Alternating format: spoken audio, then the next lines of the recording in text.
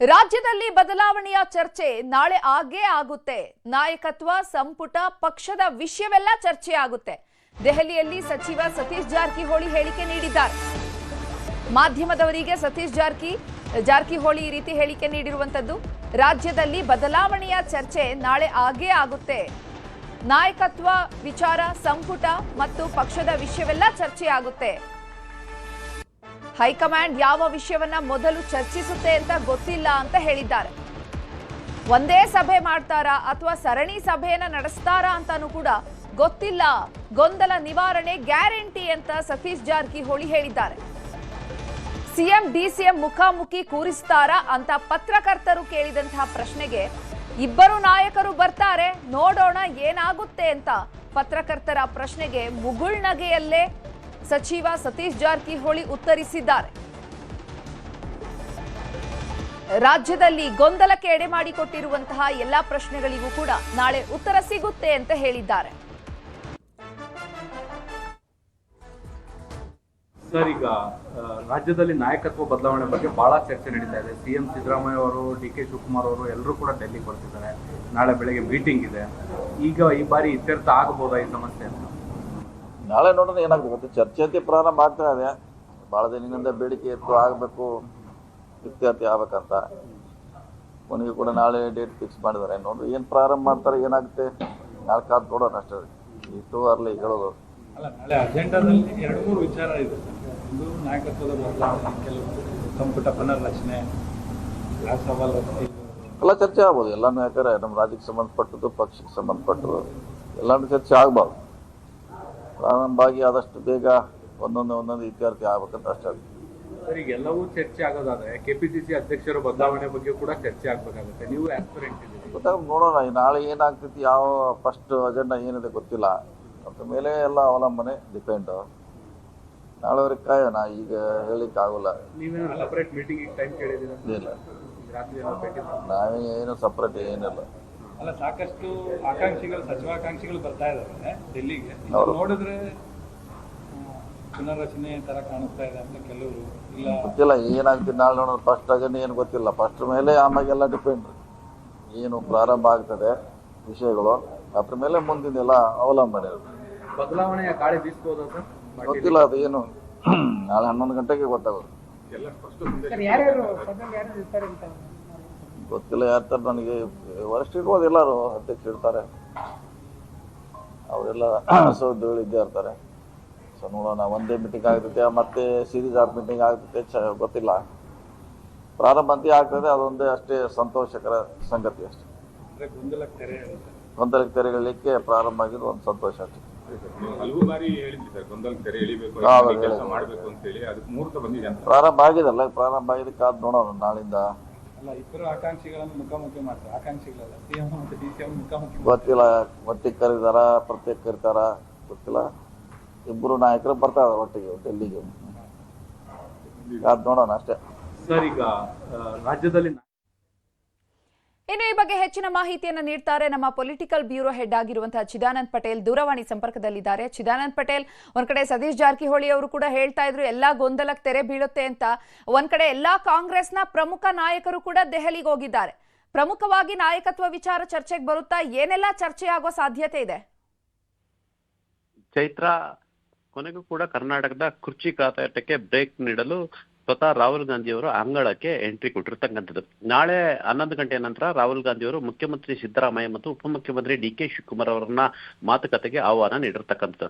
ಸದ್ಯ ನಾಯಕತ್ವ ಬದಲಾವಣೆ ವಿಚಾರದಲ್ಲಿ ಅಂತಿಮ ತೀರ್ಮಾನವನ್ನ ತೆಗೆದುಕೊಳ್ಳಿಲ್ಲ ಅಂತ ಹೇಳಿದ್ರೆ ಭವಿಷ್ಯದಲ್ಲಿ 2028ರಲ್ಲಿ ಮತ್ತೆ ಅಧಿಕಾರವನ್ನು ಕಳೆದುಕೊಳ್ಳುವಂತ ಸ್ಥಿತಿ ನಿರ್ಮಾಣ ಆಗುತ್ತೆ ಎಂಬ ಆತಂಕ ಎದುರಾಗಿರ್ತಕ್ಕಂಥದ್ದು.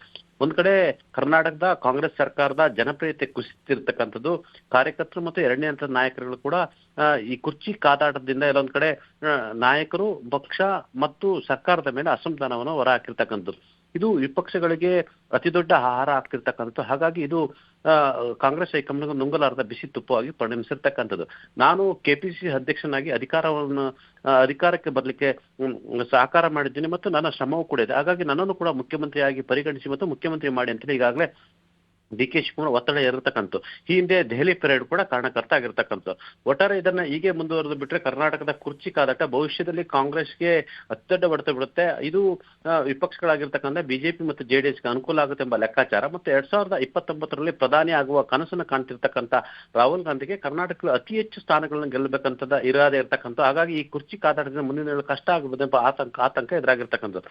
ಒಂದ್ ಕಡೆ ಸುಮಾರು 30ಕ್ಕೂ ಹೆಚ್ಚು ಶಾಸಕರುಗಳು ಸಂಪುಟ ಪುನಾರಚನೆಗೆ ಒತ್ತಡ ಇರ್ತಿರ್ತಕ್ಕಂಥ. ಈಗಾಗಲೇ ಹೈಕಮಾಂಡ್ ಅನೇಕ ಬಾರಿ ಭೇಟಿ ಮಾಡಿರ್ತಕ್ಕಂಥ ಮತ್ತು ಹೈಕಮಾಂಡ್ ವಿರುದ್ಧವೇ ರೆಬೆಲ್ ಎದಿರ್ತಕ್ಕಂಥ. ಹಾಗಾಗಿ ನಾಳೆ ಪ್ರಮುಖವಾದ ಸಭೆ ನಡೆದಿರ್ತಕ್ಕಂಥ. ಈಗಾಗಲೇ ಕಾಂಗ್ರೆಸ್ನ ಹಿರಿಯ ನಾಯಕ ಸತೀಶ್ ಜಾರಕಿಹೊಳಿ ಕೂಡ ದೆಹಲಿಯಲ್ಲಿ ಮಾತನಾಡಿರ್ತಕ್ಕಂಥದ್ದು ಮತ್ತು ಬದಲಾವಣೆಗೆ ಸಂಬಂಧಪಟ್ಟ ಹಾಗೆ ಮಹತ್ವದ ಚರ್ಚೆ ನಡೀತಿದೆ ಅಂತ ಹೇಳಿ ಬದಲಾವಣೆಯ ಸುಳಿವನ್ನು ಕೂಡ ಕೊಟ್ಟಿರ್ತಕ್ಕಂಥದ್ದು. ನಾಳೆ ರಾಹುಲ್ ಗಾಂಧಿಯವರು ಮುಖ್ಯಮಂತ್ರಿ ಹುದ್ದೆ ಬದಲಾವಣೆ ವಿಚಾರವಾಗಿ ತೀರ್ಮಾನವನ್ನು ಮಾಡ್ತಾರಾ ಅಥವಾ ಸಂಪುಟ ಪುನಾರಚನೆಯ ತೀರ್ಮಾನ ತೆಗೆದುಕೊಳ್ತಾರಾ ಅಥವಾ ಇಬ್ಬರ ಜಗಳದಲ್ಲಿ ಮೂರನೇವರಿಗೆ ಅವಕಾಶ ಸಿಗುತ್ತಾ? ಯಾಕಂತ ಹೇಳಿದ್ರೆ ಈಗಾಗಲೇ ಮಲ್ಲಿಕಾರ್ಜುನ್ ಖರ್ಗೆ ಕೂಡ ಯಾವತ್ತಾರು ಒಂದು ದಿನ ಕರ್ನಾಟಕ ರಾಜ್ಯದ ಮುಖ್ಯಮಂತ್ರಿ ಆಗ್ಬೇಕಂತೇಳಿ ಆಸೆ ಗಣ್ಣಿನಿಂದ ಬೆರಗು ಗಣ್ಣಿನಿಂದ ಮತ್ತು ನೋಡ್ತಿರ್ತಕ್ಕಂಥ. ಹಾಗಾಗಿ ಇದು ಈಗ ಖರ್ಗೆ ಅವರು ಕೂಡ ಕರ್ನಾಟಕದ ಮುಖ್ಯಮಂತ್ರಿ ಆಗ್ಬೇಕಂತ ಹೇಳಿ ಆಸೆ ಚಿಗುರೊಡೆದಿರ್ತಕ್ಕಂಥದ್ದು. ಇನ್ನೊಂದ್ ಕಡೆ ದಲಿತ ಸಿಎಂ ವಿಚಾರ ಮುನ್ನೆಲೆಗೆ ಬಂದ್ರೆ ಮುಖ್ಯಮಂತ್ರಿ ಬಣದವರು ಡಾಕ್ಟರ್ ಜಿ ಪರಮೇಶ್ವರ್ ಹೆಸರನ್ನ ಮುನ್ನೆಲೆಗೆ ತರಲಿಕ್ಕೆ ಕೂಡ ಪ್ರಯತ್ನ ಮಾಡ್ತಿರ್ತಕ್ಕಂಥದ್ದು. ಆದ್ರೆ ಸದ್ಯ ರಾಹುಲ್ ಗಾಂಧಿಗೆ ಕರ್ನಾಟಕ ಬೆಳವಣಿಗೆಗೆ ಸಂಬಂಧಪಟ್ಟಕ್ಕೆ ಮುಖ್ಯಮಂತ್ರಿ ಮತ್ತು ಉಪಮುಖ್ಯಮಂತ್ರಿಗಳ ಮೇಲೆ ಅಷ್ಟು ರಿಪೋರ್ಟ್ ಅನ್ನ ಪಡೆದಿರ್ತಕ್ಕಂಥದ್ದು. ಇವರ ಆಪ್ತರು ಮತ್ತು ಡಿ ಕೆ ಶಿವಕುಮಾರ್ ಮತ್ತು ಅವರ ಆಪ್ತರ ನಡಾವಳಿಗಳು ಮತ್ತು ಕರ್ನಾಟಕ ರಾಜ್ಯದಲ್ಲಿ ನಡೀತಿರ್ತಕ್ಕಂಥ ಅಷ್ಟು ಬೆಳವಣಿಗೆಗಳು ಬಗ್ಗೆ ಮತ್ತು ಭ್ರಷ್ಟಾಚಾರದ ಆರೋಪಗಳು, ಪಕ್ಷ ಸಂಘಟನೆ ವಿಚಾರ ಎಲ್ಲವನ್ನು ಕೂಡ ಮಾಹಿತಿಯನ್ನು ತೆಗೆದುಕೊಂಡಿರ್ತಕ್ಕಂಥದ್ದು. ನಾಳೆ ಮುಖ್ಯಮಂತ್ರಿ ಮತ್ತು ಉಪಮುಖ್ಯಮಂತ್ರಿಯನ್ನ ಆರಂಭದಲ್ಲಿ 1-to-1 ಮೀಟಿಂಗ್ ಅನ್ನು ಮಾಡುವಂಥದ್ದು. ನಂತರ ಇಬ್ಬರು ನಾಯಕನ ಕುರಿಸಿ ಮುಖಾಮುಖಿ ಚರ್ಚೆ ಸಾಧ್ಯತೆ ಇದೆ ಅಂತ ಹೇಳಲಾಗ್ತದೆ. ಅಂತಿಮವಾಗಿ ಸೋನಿಯಾ ಗಾಂಧಿ ಕೂಡ ಸಭೆಗೆ ಎಂಟ್ರಿ ಆಗುವ ಸಾಧ್ಯತೆ ಇರತಕ್ಕಂಥದ್ದು ಎಂಬ ಮಾತು ಕೂಡ ಕೇಳಿ ಬಂದಿರತಕ್ಕಂಥದ್ದು. ಉಪಮುಖ್ಯಮಂತ್ರಿ ಡಿ ಕೆ ಶಿವಕುಮಾರ್ ಕೂಡ ಮುಖ್ಯಮಂತ್ರಿ ಹುದ್ದೆಗೆ ಕ್ಲೈಮ್ ಮಾಡ್ತಕ್ಕಂಥದ್ದು. ಮತ್ತೊಂದು ಕಡೆ ಮುಖ್ಯಮಂತ್ರಿ ಸಿದ್ದರಾಮಯ್ಯ ಅವರು ಸಂಪುಟ ಪುನರ್ರಚನೆಗೆ ಕೂಡ ಕ್ಲೈಮ್ ಮಾಡ್ತಿದ್ದಾರೆ. ಒಟ್ಟಾರೆ ರಾಹುಲ್ ಗಾಂಧಿಯ ತೀರ್ಮಾನದ ಮೇಲೆ ಕರ್ನಾಟಕ ರಾಜ್ಯದ ಬದಲಾವಣೆ ಅಥವಾ ಪುನರ್ರಚನೆ ಅನ್ನೋದು ನಾಳೆ ಗೊತ್ತಾಗಲಿದೆ. ಚೈತ್ರ. ಚಿದಾನಂದ್ ಪಟೇಲ್, ಇನ್ನು ನಾಳೆ ನಡೆಯುವಂತಹ ಮೀಟಿಂಗ್ ನಲ್ಲಿ ಯಾವೆಲ್ಲ ಹೈಕಮಾಂಡ್ ನಾಯಕರು ಭಾಗಿಯಾಗ್ತಿದ್ದಾರೆ?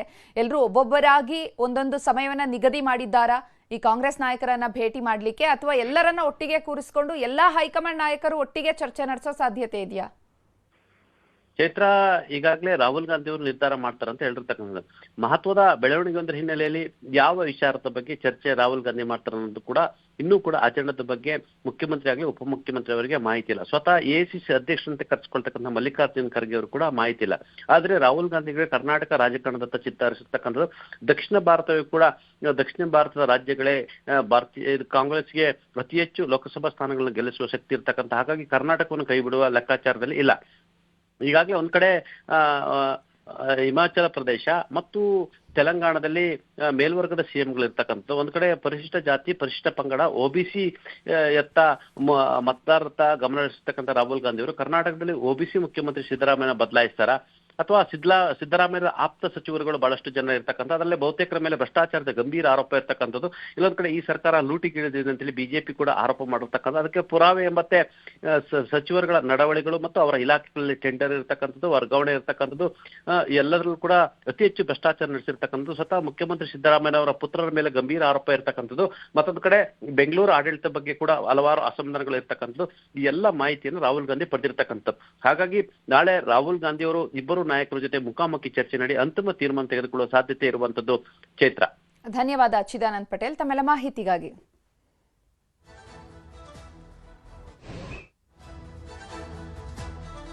ಈಗ ರಾಜ್ಯದಲ್ಲಿ ನಾಯಕತ್ವ ಬದಲಾವಣೆ ಬಗ್ಗೆ ಬಹಳ ಚರ್ಚೆ ನಡೀತಾ ಇದೆ. ಸಿಎಂ ಸಿದ್ದರಾಮಯ್ಯ ಅವರು, ಡಿ ಕೆ ಶಿವಕುಮಾರ್ ಅವರು ಎಲ್ಲರೂ ಕೂಡ ಡೆಲ್ಲಿಗೆ ಬರ್ತಿದ್ದಾರೆ. ನಾಳೆ ಬೆಳಗ್ಗೆ ಮೀಟಿಂಗ್ ಇದೆ. ಈಗ ಈ ಬಾರಿ ಇತ್ಯರ್ಥ ಆಗಬಹುದಾ ಈ ಸಮಸ್ಯೆ ಅಂತ? ನಾಳೆ ನೋಡೋಣ ಏನಾಗುತ್ತೆ. ಚರ್ಚೆ ಅಂತ ಪ್ರಾರಂಭ ಆಗ್ತಾ ಇದೆ. ಭಾಳ ದಿನದಿಂದ ಬೇಡಿಕೆ ಇತ್ತು, ಆಗಬೇಕು, ಇತ್ಯರ್ಥ ಆಗ್ಬೇಕಂತ. ಕೊನೆಗೂ ಕೂಡ ನಾಳೆ ಡೇಟ್ ಫಿಕ್ಸ್ ಮಾಡಿದ್ದಾರೆ. ನೋಡ್ರಿ ಏನು ಪ್ರಾರಂಭ ಮಾಡ್ತಾರೆ, ಏನಾಗುತ್ತೆ ನಾಳೆ ಕಾದು ನೋಡೋಣ ಅಷ್ಟೇ. ಇಷ್ಟು ಅರ್ಲಿ ಹೇಳೋದು ಅಲ್ಲ, ನಾಳೆ ಅಜೆಂಡಾದಲ್ಲಿ 2-3 ವಿಚಾರ ಇದೆ. ಒಂದು ನಾಯಕತ್ವದ ಬದಲಾವಣೆ, ಕೆಲವು ಸಂಪುಟ ಪುನರ್ರಚನೆ, ಎಲ್ಲ ಚರ್ಚೆ ಆಗ್ಬೋದು. ಎಲ್ಲ ನಾಯಕರೇ ನಮ್ಮ ರಾಜ್ಯಕ್ಕೆ ಸಂಬಂಧಪಟ್ಟದ್ದು, ಪಕ್ಷಕ್ಕೆ ಸಂಬಂಧಪಟ್ಟದ್ದು ಎಲ್ಲಾನು ಚರ್ಚೆ ಆಗ್ಬಾರ್ದು. ಪ್ರಾರಂಭ ಆಗಿ ಆದಷ್ಟು ಬೇಗ ಒಂದೊಂದು ಇತ್ಯರ್ಥ ಆಗ್ಬೇಕಂತ ಅಷ್ಟೇ. ಸರ್, ಈಗ ಎಲ್ಲವೂ ಚರ್ಚೆ ಆಗೋದಾದ್ರೆ ಕೆಪಿಸಿಸಿ ಅಧ್ಯಕ್ಷರ ಬದಲಾವಣೆ ಬಗ್ಗೆ ಕೂಡ ಚರ್ಚೆ ಆಗ್ಬೇಕಾಗುತ್ತೆ. ನೀವು ಆಸ್ಪಿರೆಂಟ್ ಇದ್ದೀರಿ, ಗೊತ್ತಾಗ ನೋಡೋಣ ನಾಳೆ ಏನಾಗ್ತೈತಿ, ಯಾವ ಫಸ್ಟ್ ಅಜೆಂಡಾ ಏನಿದೆ ಗೊತ್ತಿಲ್ಲ. ಅದ್ರ ಮೇಲೆ ಎಲ್ಲ ಅವಲಂಬನೆ ಡಿಪೆಂಡ್. ನಾಳೆವರೆಗೆ ಕಾಯೋಣ, ಈಗ ಹೇಳಿಕ್ಕೆ ಆಗೋಲ್ಲ. ನೀವೇನು ಸಪರೇಟ್ ಮೀಟಿಂಗ್ ಟೈಮ್ ಕೇಳಿದ್ದೀರಾ? ಇಲ್ಲ, ರಾತ್ರಿ ಎಲ್ಲ ಭೇಟಿ ಮಾಡಿ ನಾವೇ ಏನು ಸಪ್ರೇಟ್ ಏನಿಲ್ಲ. ಅಲ್ಲ, ಸಾಕಷ್ಟು ಆಕಾಂಕ್ಷಿಗಳು, ಸಚಿವಾಕಾಂಕ್ಷಿಗಳು ಬರ್ತಾ ಇದ್ದಾರೆ ಡೆಲ್ಲಿಗೆ. ಇದು ಹೌದು. ನೋಡಿದ್ರೆ ಪುನರ್ರಚನೆ ತರ ಕಾಣಿಸ್ತಾ ಇದೆ ಅಂತ ಕೆಲವರು. ಇಲ್ಲ, ಗೊತ್ತಿಲ್ಲ ಏನಾಗ್ತದೆ ನಾಳೆ ನೋಡೋಣ. ಫಸ್ಟ್ ಆಗೇನೆ ಏನು ಗೊತ್ತಿಲ್ಲ. ಫಸ್ಟ್ ಮೇಲೆ ಆಮೇಲೆಲ್ಲ ಡಿಪೆಂಡ್. ಏನು ಪ್ರಾರಂಭ ಆಗ್ತದೆ ವಿಷಯಗಳು, ಅದ್ರ ಮೇಲೆ ಮುಂದಿನೆಲ್ಲ ಅವಲಂಬನೆ ಇರುತ್ತೆ. ಬದಲಾವಣೆಯ ಗಾಳಿ ಬೀಸ್ಬೋದಾ ಸರ್? ಗೊತ್ತಿಲ್ಲ, ಅದು ಏನು ನಾಳೆ 11 ಗಂಟೆಗೆ ಗೊತ್ತಾಗುತ್ತೆ. ಎಲ್ಲ ಸ್ಪಷ್ಟ ಸಂದೇಶ ಗೊತ್ತಿಲ್ಲ ಯಾರ್ತಾರೆ ನನಗೆ. ವರಿಷ್ಠ ಇರ್ಬೋದು, ಎಲ್ಲರೂ ಅಧ್ಯಕ್ಷ ಇರ್ತಾರೆ, ಅವರೆಲ್ಲ ಸೌದ್ಯಗಳಿದ್ದೇ ಇರ್ತಾರೆ. ಸೊ ನೋಡೋಣ, ಒಂದೇ ಮೀಟಿಂಗ್ ಆಗ್ತೈತೆ ಮತ್ತೆ ಸೀರೀಸ್ ಆಫ್ ಮೀಟಿಂಗ್ ಆಗ್ತೈತೆ ಗೊತ್ತಿಲ್ಲ. ಪ್ರಾರಂಭ ಅಂತ ಆಗ್ತದೆ, ಅದೊಂದೇ ಅಷ್ಟೇ ಸಂತೋಷಕರ ಸಂಗತಿ ಅಷ್ಟೇ. ಅಂದ್ರೆ ಗೊಂದಲಕ್ಕೆ ತೆರೆ ಎಳೆಯುತ್ತೆ. ಗೊಂದಲಕ್ಕೆ ತೆರೆಗಳಿಗೆ ಪ್ರಾರಂಭ ಆಗಿದ್ದು ಒಂದು ಸಂತೋಷ ಅಷ್ಟೇ.